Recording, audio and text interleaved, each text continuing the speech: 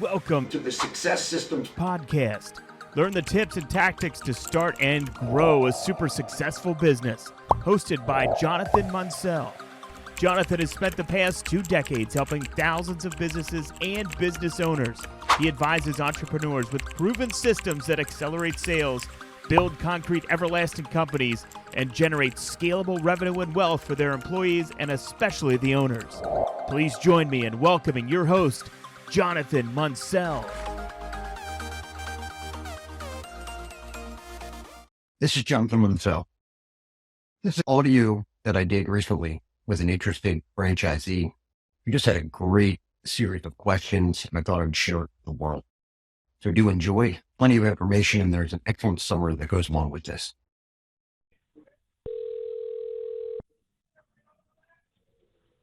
Hi, Jonathan. How's it going today? It's going great, Ryan. How are you? I'm doing wonderful. Thanks for asking. And I do have to admit that resource library that your team sent over, super in detail, in depth. I was poking around a little bit last night and kind of diving into some of the content. I just wanted to get a general basis outside of what I already know about ProntoWash, just dive in a little bit deeper. So that's what I was doing. I still have quite a few items in that resource library that I do want to run through and make sure that I'm fully internalizing and digesting everything in there. So I will say for the time being, I feel like I have a general good idea, but I would like to dive into this a bit more, even further past this call, and possibly following this conversation, maybe we could set up another conversation where I can maybe weed out or pull out some more questions that I have for you from those resource items, if that would work. So the biggest thing that happens is people tend to have somewhat of an understanding, but they don't necessarily know what their options are. So that I find a lot. So I can help you with that. One of the things that I want people to understand, the business model is highly flexible, which I love personally. I'm a huge proponent of mobile in general, just because you can, nowhere else on the planet can you take a business and double it year over year. If you have a physical, just one site, fixed location, you can't do that. It's next to impossible. Any business out there that's brick and mortar, you just can't do it. But mobile, you're limitless, really. And then it's relatively inexpensive when you look at the grand scheme of things to get started and then to be able to grow. And if you think about the whole concept of compounding your money, with mobile, you get mobile going, and then you start to get so busy that you'll have more demand than you can fulfill, and that's okay. And then from there, you start strategically planning growing your fleet. And that's all very manageable, very economical. So I love that whole side of this business. And if you see anything on me, I don't know if I'm past president of the International Detailing Association. I built a $300 million company in the same industry. If you find any articles or anything from me from the Detailing Association, I'm always the guy. I'm not the guy to tell you how to get your car the shiniest. I'm the guy to tell you how to make money in business. I teach people all day long how to make cars nice and clean and shiny. But at the end of the day, the people that do the best are the people that it's a business. Let's figure out how to make money at it and grow the business. Yeah, and I'm happy that you brought that to the table right to begin with, because one of the items that I was diving into last night and noticed as well is some of the different verticals and some of the aspects of how to necessarily go about this, like the direct-to-consumer, B2B, and then B2B to C, I believe it was. So with those verticals in mind, and also too just thinking about my current situation, what I'm ultimately trying to accomplish with getting into something like this is that, and also too, just to give you a little background, because I feel like I should have started with that to begin with. Jonathan, my background just in general, when it comes to work, I work remotely. So my intention here is to find something where I can run at the same time my full-time job as well as something like this as well.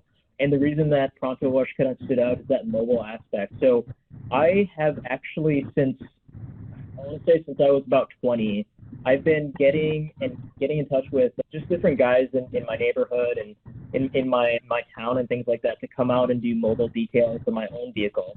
Just because I've worked from home remotely, it just makes a lot of sense for me to just have someone come to my apartment complex or my house or whatever the case. So I've always been really fond of this idea. I see the potential in it and the opportunity in it. The reason I really like ProntoWash is that it has a very immersive kind of resource library as well as a support team, which I'm coming to realize as I'm diving through some of this content. But as I'm mentioning all of this information to you, Jonathan, I'm just curious maybe to brainstorm with you here on what that might look like in a situation like myself. So I can say that while I do work remotely, I do have several pockets in my day where I have the time to fit other things in. I also have my weekends totally open.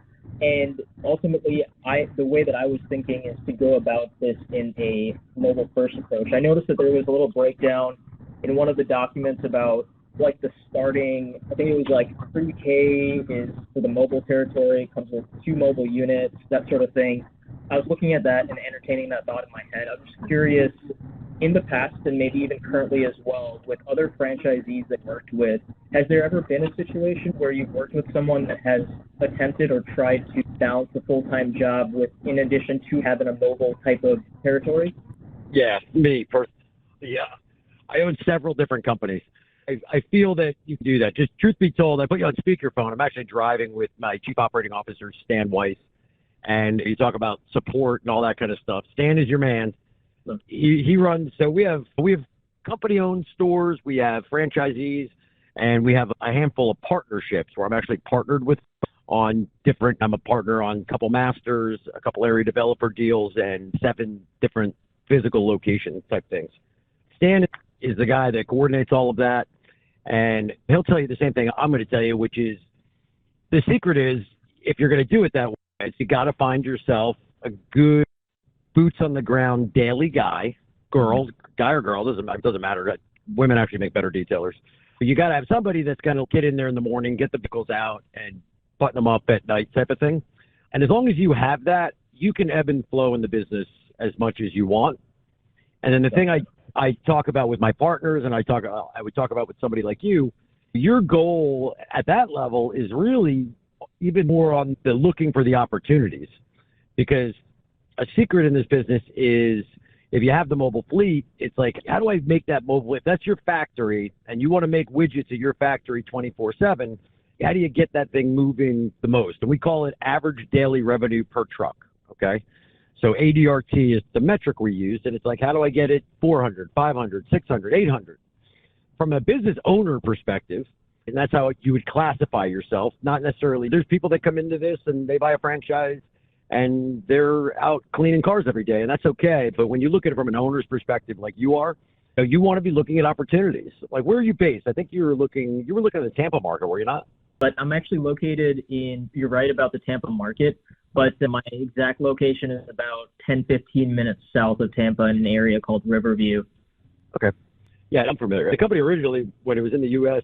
and was based here, was based out of Tampa. I'm really familiar with Tampa. You got the whole Clearwater and the whole coast over there is like wide open, by the way. And I think Pete and all that stuff is like wide open, which is a great area to conquer. So, yeah, so if I'm you, I'm looking at how do I find opportunities to get my vehicles to places and better places even. You may go to a building every week on Tuesday and it might produce $400. If you only have a couple vehicles and there's one that can produce $800 on a Tuesday, maybe you need to juggle it around a little bit.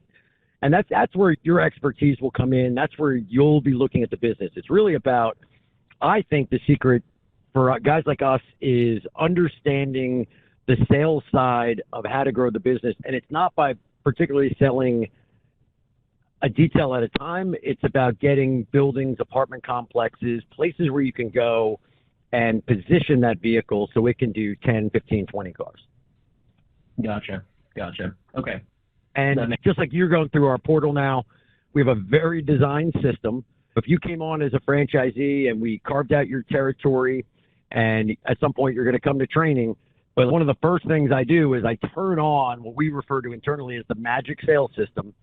And we go and we get all the contact information for every property manager near you, every used car dealerships, right? If they're less than 150 cars on the lot, they don't have a detail service. CarMax has a detail center. But so there's that leg. We look at all the fleet providers in your area, even auto glass, people you can partner with. Anybody that touches a car that isn't cleaning it and in direct competition, they should be a partner and a referral partner at the very least. So a mechanic, valet services, parking decks, all of those are just, there's just you'll start driving around now and you'll you'll start seeing buildings and parking decks every day.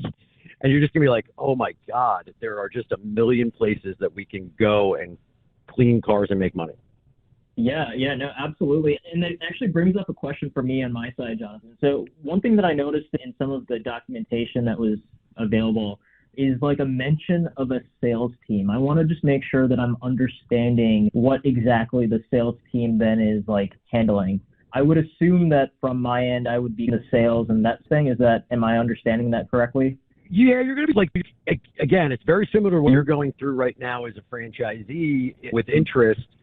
We do the same thing with all of these different verticals. We put them down a path, we outbound communicate them, and we put them towards a portal specifically designed for them. The sales site's happening 24/7, regardless of you. And then it's a matter of, it becomes an inbound marketing. So we turn it around and they start reaching out to us saying, hey, we want you, we want your service.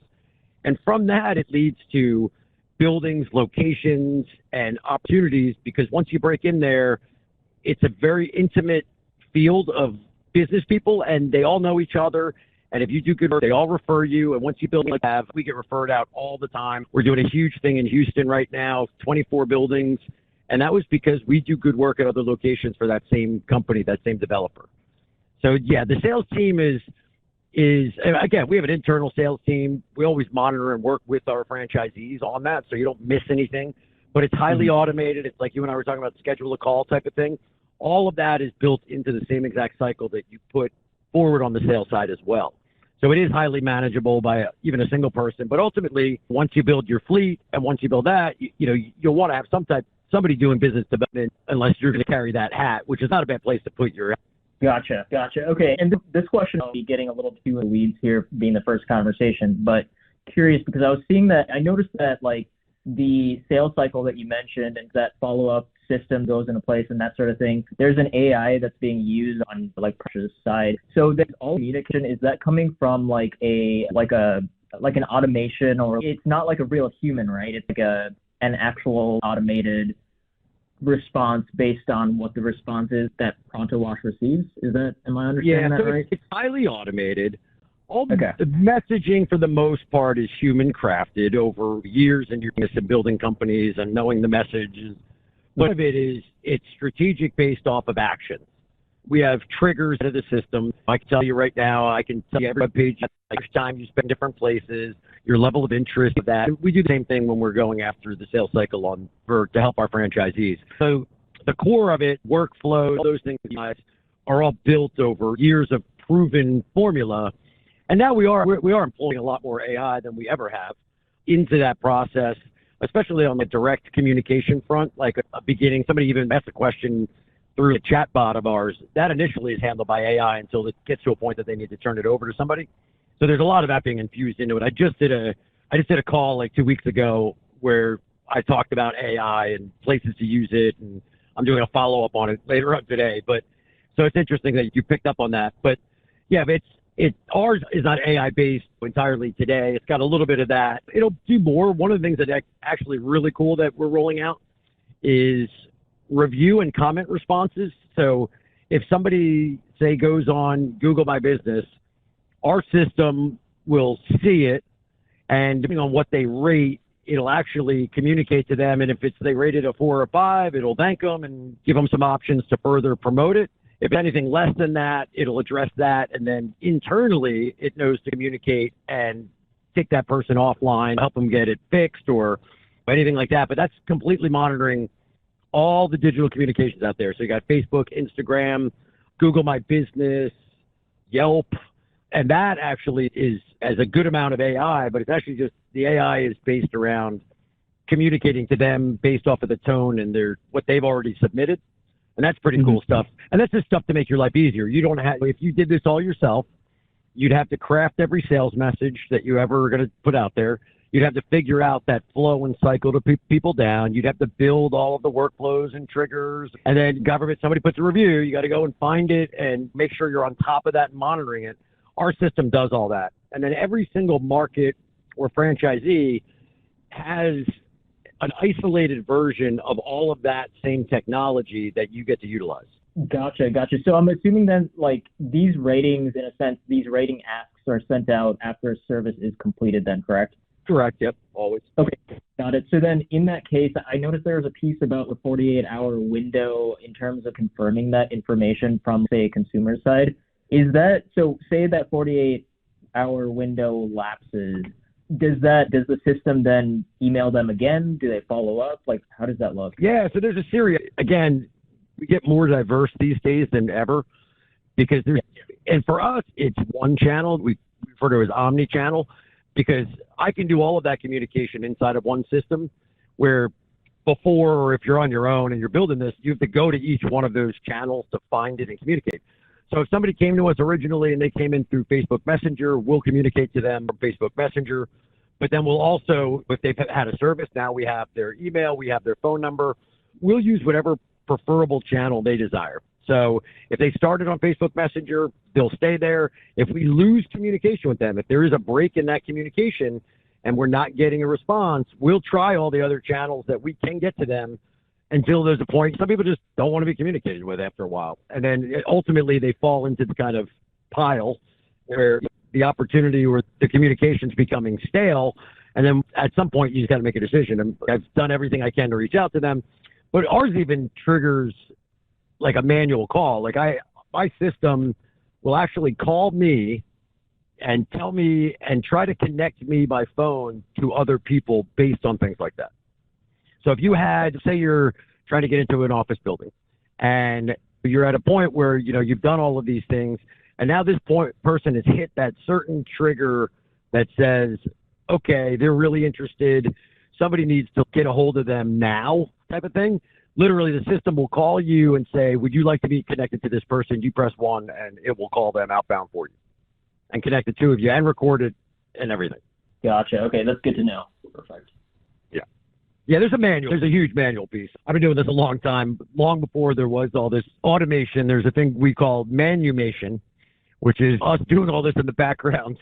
And it seemed like it was automated for the consumer, but originally it all starts out very manual. Gotcha. That makes sense. I did also want to check with you, Jonathan. I noticed that one of the, like, in terms of scaling, one of the, and I would assume this is like just a specific scenario, or it may relate to a specific scenario, but I think it might have been within the Magic Sales System portion of it, but there was like a little spiel about starting with targeting airports and then from there moving over to office buildings and then breaking down and filling gaps in with individual people. Is that for like a different type of setup than what we were talking about, having a single mobile unit? Would that be a different approach? No, I think that the approach, obviously, you got to have an airport, and airports are the most difficult to get into. Thank the Lord we have inroads into those. But so you're referring to a section that talks about two different scenarios. One is usually a city center hub, or it's an airport hub based.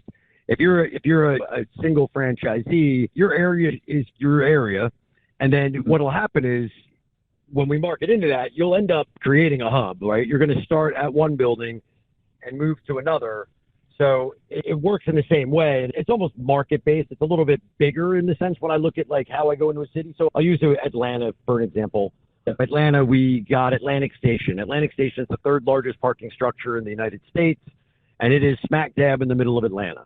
There's no better place to start than smack dab in the middle of a big-ass city that has a 6 million-plus market segment analysis that it gobbles up. So you grow from there. Then you literally do concentric circles as you go. And I just explained this. I had a whole training group in Atlanta yesterday, and I was explaining this to my guys. I go, guys, you go 2 blocks out and you draw a circle, and you work that. And once you've touched base, reached out, everybody's aware. Then you go 2 more blocks, 3 more blocks, and you just keep working out. And the same thing for you. Once you have your territory, once you're into a place where you're going, or it could be a target that you guys are setting up with on Friday, Saturday, Sunday. Let's figure out where the customers are coming from, because we're going to have their information. Let's figure out what neighborhoods they're coming from, and let's start attacking. So it's really about aggregating data and figuring out strategy. But we help with a lot of that. That's coaching that Stan and I do all the time. Gotcha. Okay, that definitely helps. I'm curious too as well. So when it comes to, and I'm curious with how other franchisees have been operating in terms of like when it comes to sales particularly, do more franchisees than not have an external sales team that they're utilizing as well, or not an external, but an internal sales team that they maybe hired or are using? Or is this something that is like more so just easily leveraged as like an individual? I'm just trying to think balance-wise, sales versus actual work. Say, for example, if I were to have someone boots on the ground during the week and maybe I have to jump in or something like that, I would assume here and there might be days or times where I would have to hop in just to pick up on something. So just curious on that front. Yeah, so the thing that I teach, it's the same strategy around having that kind of key person, supervisor, leader in your organization. If that person's role is get the vehicles out, get them at the locations that they need to be operating at for that day, make sure they have everything that they need, right? Products and supplies, checklists, all that stuff done. That same person ends up with a big gap in their day. And then at that point, so say they get the vehicles out, say you have 2 vehicles, right? You're at building A and you're at building B. If we're there, we're set up, we're starting to process appointments, that person needs to watch the flow of traffic for that day. They might need to adjust, right? They might need to jump in. They might need to move guy from B to A after 12 o'clock. But that same person, if they're responsible for B and A, they should be looking for C, D, and F while they're out there. So that same person is gonna be helping you on the sales side and identifying opportunities. And then you being probably the more professional of the communication side are the one that's gonna help them get it done. But that's still that you can do it if you have the right key people and they go through our training.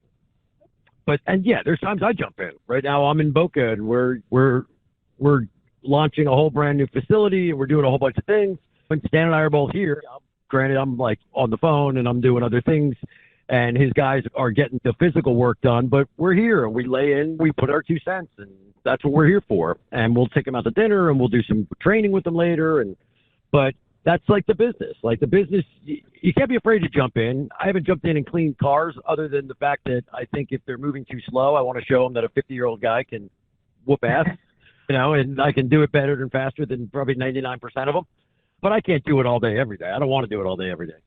Yeah, I looking at this business and primarily why I started looking at franchises like this or similar to this is I was trying to look at things that I know I've done in the past, car cleaning I've done in the past, oil changes, all that stuff. I used to work at a car shop. It was actually my first job when I was like 14 or 15, I can't remember now. But so the reason I was pulled or drawn to ProntoWash is because I saw that as something where, in the case, if I jump out on the floor, it's not something that is completely left field for me.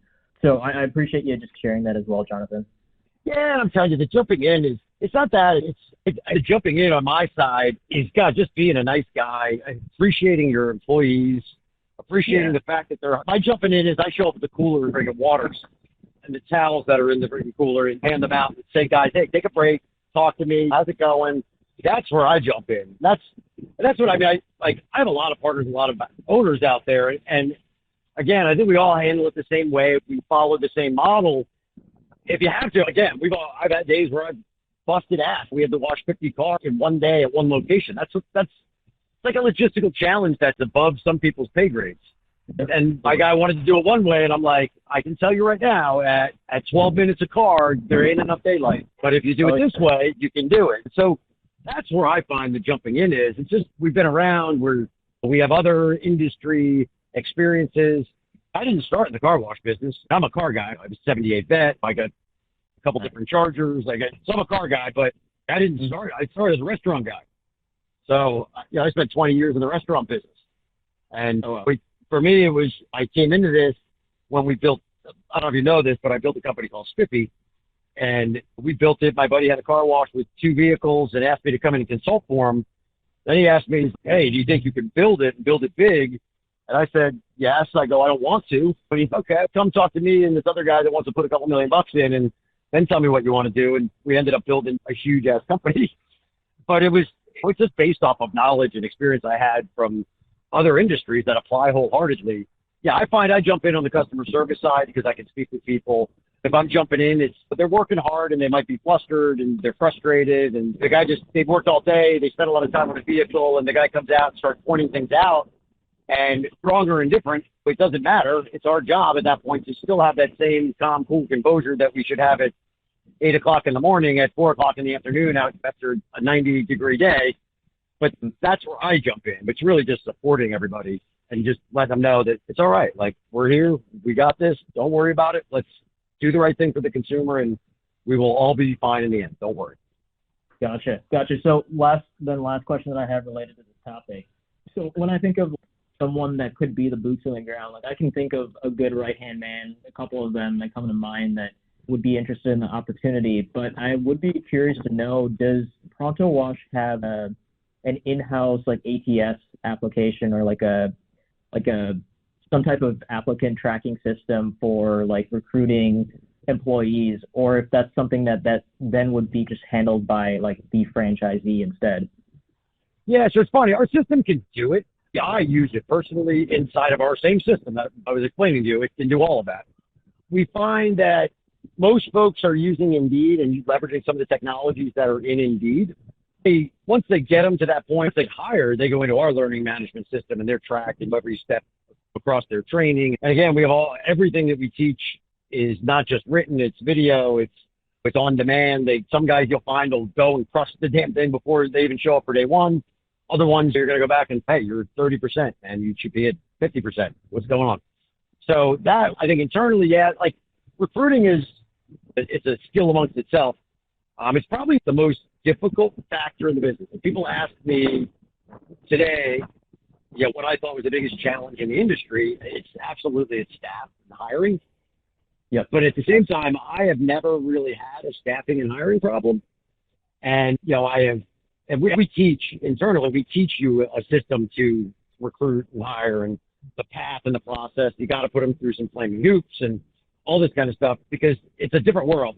When I owned my restaurants and did all that, I started to see the trend where you talk to the guy on the phone, you like them, you set up an interview, and that interview, you talk to the guy on Monday, the interview's set up for Friday, come Friday, you get ghosted.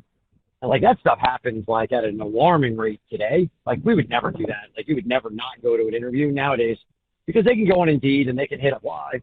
And it's like a speed thing. That's what I teach people nowadays is it's speed, guys. Like you have to get that applicant. I suggest to go immediately to video because you want to see the guy's heads and all this. But we teach that. Like we literally have it's called the hiring success inside of our company that teaches you every step of that process. Awesome. Yeah, it's really good to know that there's like that hiring kind of concept or like that information broken down in ProntoWash itself. I will say that I have some recruiting experience with mainly in the healthcare space with like caregivers, physical therapists, that sort of thing. Yeah, they're more professional. But some. These are pretty young guys and girls. Yeah. It's one of the things which I like about us compared to anybody else. They could go get a job washing cars all day long. I'll duct tape a vacuum in your hand and put you out in the wash lane all day. But I go, that's the opportunity you want, then you don't want to work with me because our guys tend to be better paid. They're operating essentially their own business, right? And it's as much energy and enthusiasm they have a lot of responsibility, right? They have a vehicle, they have all your supplies, they're the face of the business. And then we bring them the appointments. We keep them busy. And the career path for them is come in as a technician. As a technician, you can become a master technician where you can do all these different levels of service. You get some experience on your belt. You can become a supervisor. From a supervisor, the goal would be to get them into, as things grow for you, to get them as a part of you, right? Okay, I'm going to pick up another piece of territory and you're going to have 5 trucks now and make the guy a partner. And whether it's he buys in or pays in or does and he earns in, like so I found a long time ago was this industry has no career path. So we've created a career path. And when you can demonstrate that to these kind of young, hungry folks, they gravitate towards it. They do make better money than they can anywhere else. Our guys make between, $20 and $30 an hour. That's pretty good. You can't go get that flipping burgers or working at it anywhere else like that. They're buying cars, getting married, building families, and that's a great place to be. We don't have a lot of turnover, actually. When you get good technicians, they don't leave you. So that's a really good thing that people don't understand, because it's not a car wash. A car wash, I swear, you go to a car wash this week, go back in a month, and it's completely different people from the manager on down. Where I don't have that experience. I don't have that experience on mobile, because these people, you're not going to have that many assets to start with. So you're going to groom them. They get a lot of education that they wouldn't get anywhere else, just in how to act in business and how to be professional and how to stay on top of things. And I think the guys that I find that I like the best, one of my favorite guys is out in Houston. I can't wait. We're going out there next week. He's like a 20-year-old kid who's just got a great head on his shoulders. He's a hunter, fisherman, all these kinds of things, not afraid to get up at any hour and do stuff. And that's what you look for. Like, you're going to seek out people. Like, you'll become a master of identifying the traits that you like. Yeah, no, absolutely. And I appreciate you sharing that piece about the career path. Quite literally, I feel like I myself am trying to identify a career path for myself, and that's why I'm here on today's conversation. I do completely agree with you with having like that, some type of structured career path in general. Definitely helpful to keep in mind. I'm curious though, like with that career path and in ProntoWash's approach with kind of that situation with kind of an employee moving up in that career path itself, is it the standard to have the employee just get a fixed hourly, or is it salary? I don't know. We have it. It exists. I don't believe it. I hate it. It's my least favorite model. I like a commission-based model. 2 reasons. One is you can lock your payroll, essentially becomes fixed at a percentage, which is ideal. Hourly and hourly mentality, right? The people that want that are not the best for you, because they don't have ambition. They just want to know that they're going to go and work 8 hours and make $80. Where my guys, they want to get that extra service at the end of the day, because it's going to kick them up. We have a bonus program too. So if they do over 500, they do over 600, they get extra points. So when that last minute of the afternoon, you got to deal with Enterprise, and Enterprise has 3 cars they need done. You don't want your guy with an hourly mentality then wanting to go home and curl up with his girlfriend. You want the kid who wants to go and make money so he can buy new rims and have a weekend out with all of his girlfriends. Absolutely. Yeah, I agree. Okay. That's good to keep in mind as well. Appreciate that. Yeah. So commission-based is better, but especially in the beginning, there's usually a mix. Like, usually if you don't have business yet, you got to do something. You got to guarantee them. But that's one of the ways we actually get good people early on. We'll tell them, like, hey, it's a question we ask. What do you need to make to live as you need or wish? And then once they respond to that, we know where they want to land. And then we'll set them up with a base and then a commission, and then we'll even guarantee it in some cases. And after 90 days, they're not hitting their marks. They're probably not the right person. Got it. Okay. That makes sense. So, Jonathan, I definitely still have, I'm sure I still will have questions. Those are the big questions that I had prepared for you. So you have my number, right? So this number comes through our system, but it comes to me directly. You can ask questions. You're sitting there reading this thing at 11 o'clock at night, and you're like, oh my God, throw it out there. I may respond immediately. I work all kinds of wacky hours, and I travel all over the world. Or it may take me a few hours to get back to you, but throw the questions out there. Keep the dialogue going. And if you think of things, get a list, schedule another call. The thing about me, which is odd, is I'm about helping the whole industry, not just ProntoWash. So for me, as a past president of the IDA and all, it's really I can help anybody do well in the industry as a whole. I feel it works for everybody. I don't look at everybody like competition. There's so much business out there, and nobody knows how to do it the way that I do it. So I just want people to succeed. My franchisees have an open door. You, as you're coming in and trying to identify the opportunity for yourself, ask the questions. I'll invite you to a group. I have a business group that, I run a weekly call with a buddy of mine named Jimmy. It's the Jimmy and Johnny Show. And you can tune into that stuff and see and hear more of it. We produce a lot of content.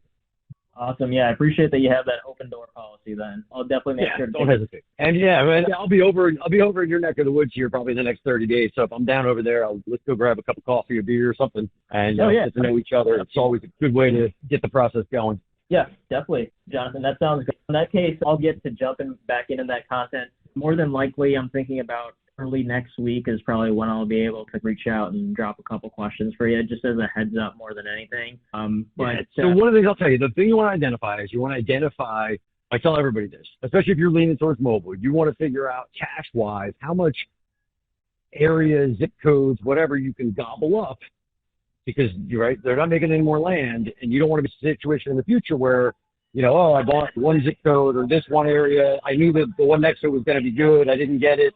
So like, I really do recommend to people, look at the area that you want to grow into. And I have zip code mapping tools that give you demographics. All that stuff's available to you. It's all in there. So you can go, you can click on the map. If you want to talk about your area that you're trying to figure out and develop, what that might cost, build it out, take a picture of the map, and you can run the numbers on it and see what the numbers look like, and we can talk about it. And again, I'm more about it having the right franchisees and partners than, just having a whole bunch of franchisees and partners. I'd rather have somebody that's looking at this long term and wants to grow and better themselves and the industry. Yeah, absolutely. And with that being said, so I know that I'm currently in like the Tampa territory as a whole.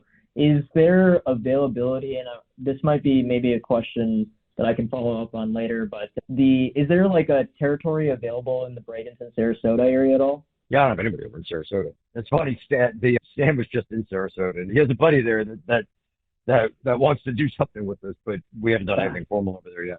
I gotcha. Okay, just good to know. Yeah. No, you're in a good area. I think anywhere on that side of the state, I think you're in pretty good shape. Obviously, we have franchises in certain places, but not a lot of people. Like, I only developed the area model 12 to 18 months ago. People have not been able to gobble up a lot of area yet, so I think you're in a good spot there. Okay, so look at where you want to go, and let's talk about it. Just draw a loop around it and figure out what that looks like, and I can give you strategies on what I think you should do. Okay, cool. Sounds good, Jonathan. Awesome, man.